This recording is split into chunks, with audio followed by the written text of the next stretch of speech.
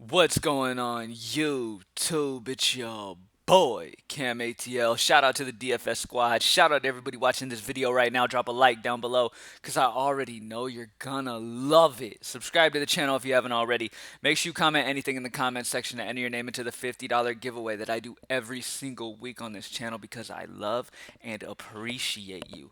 Okay, welcome back to another video, another High Five NBA video for this slate. We have a lot of COVID stuff to keep an eye on. A lot of different things could possibly happen throughout the day, so definitely keep an eye on that. It's gonna make a lot of changes probably as the day goes on. So pay attention to COVID-related stuff. Obviously, keep updated with the injury stuff in general, but let's go ahead and get into it. GreenlightDFS.com. Join the squad first and foremost. As long as Irving and Durant are out, plain and simple, LeVert is going to be a play. And at 7-4, he still seems too cheap. I'm expecting 40 plus here against a very positive matchup against Memphis. The Memphis Grizzlies are not a great team without John Morant right now. This game should be a fast-paced game right here, back and forth, back and forth. Neither defense is great as of right now with all the freaking injuries they're dealing with and everything. So at the end of the day, solid matchup here. Game should stay fairly competitive, and I really, really love Karis LeVert here going against Memphis at 7-4 with no Kyrie Irving and no Kevin Durant. Love them. Next up, speaking of that, that's still a place where some of the highest usage is missing, and I'm going right back to the well here and saying Joe Harris. Joe Harris 5-5. Once again, it just seems a little too cheap. I'm easily expecting 35 or so out of him here against Memphis.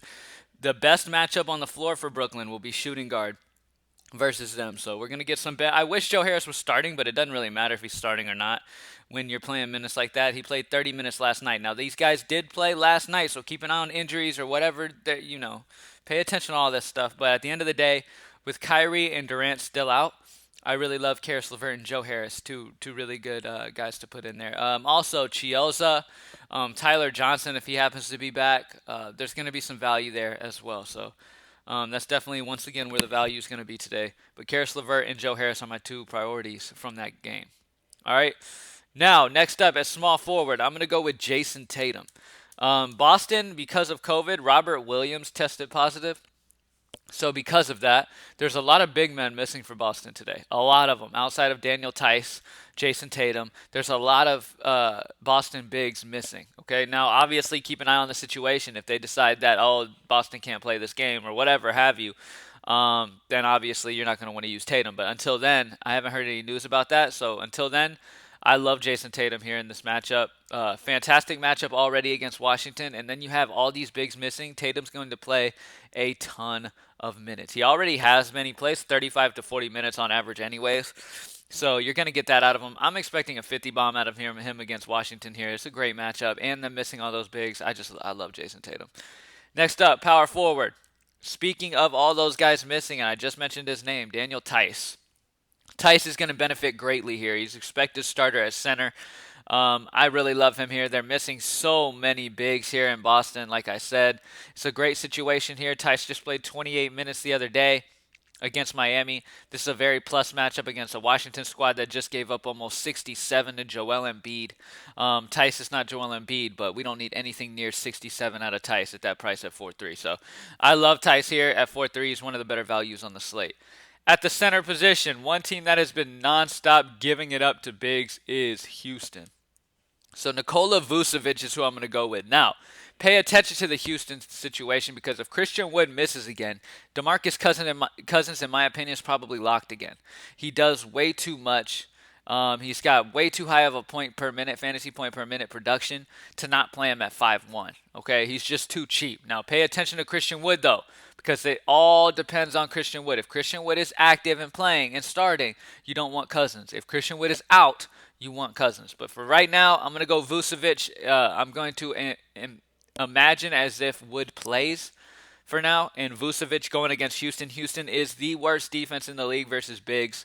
Vooch is in a fantastic position here. Markelle Fultz is out, so Vooch is going to have to do a lot more ball handling.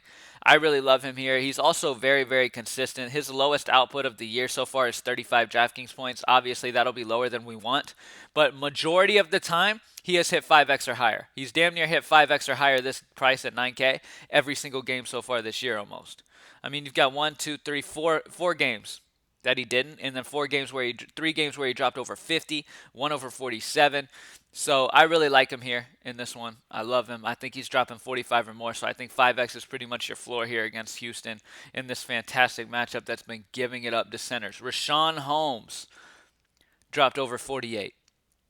All right, just to put that in perspective for you. But pay attention because there's a lot of COVID related situations, a lot of injury information that we're going to want to watch. If Christian Wood misses, then DeMarcus Cousins once again is locked. Okay? Plus, Cousins is going to have to play a ton of minutes to match that size of Vooch when Vooch is out there. So I would definitely switch off of Vooch for DeMarcus Cousins if Wood ends up out. So just take advantage of injuries everywhere. Pay attention to the COVID stuff because that's going to be something that's going to be a big deal. De'Aaron Fox is questionable as of right now. Pay attention to that because that's going to be a big deal if De'Aaron misses. Yeah, there's a lot to watch today. It's going to come down to who stays up to date on these injuries the most. You know what I mean? So at the end of the day, that's the most important thing for your slate today. That is the key to victory in this slate is pay attention to injuries and COVID related situations that are going to put people in better positions than they normally are in and that can put them in a great spot to succeed at lower prices. Now, let's say COVID hits a lot and we end up having plenty of money to spend. Spend upset, I'm down to play. Let me think. I like Russell Westbrook against Boston. Boston's a solid defense, but I like that matchup. I think that game's going to stay close. And I also love guys on the Boston side. So Russell Westbrook, I think, is playable. LeBron and AD both. Isn't Anthony Davis from Chicago? I believe AD's from Chicago, so that narrative's pretty interesting here. 10-1 for him. Spending up Julius Randle, you can't really go wrong with him this season. He's been balling. Pay attention to Steph Curry. If Steph misses, it's a big deal. But I believed he was leaning towards playing. But hey, if he has been around his brother recently, maybe he'll be out for COVID-related symptoms. If he's been around his brother lately, I wouldn't imagine so since the season's going right now. But still, you never know. So pay attention to Steph. That's a big deal. I would expect him to come out and want some revenge in this game. So he's okay of a play as well as a spend up. Bradley Beal's been balling. So there's okay guys. None of them are like, oh yeah, that's obvious. If we have money, like none of them really stick out as obvious to me. Gordon Hayward's price jumped up almost $1,000 or so from when we played him the other day when he dropped 60 bomb.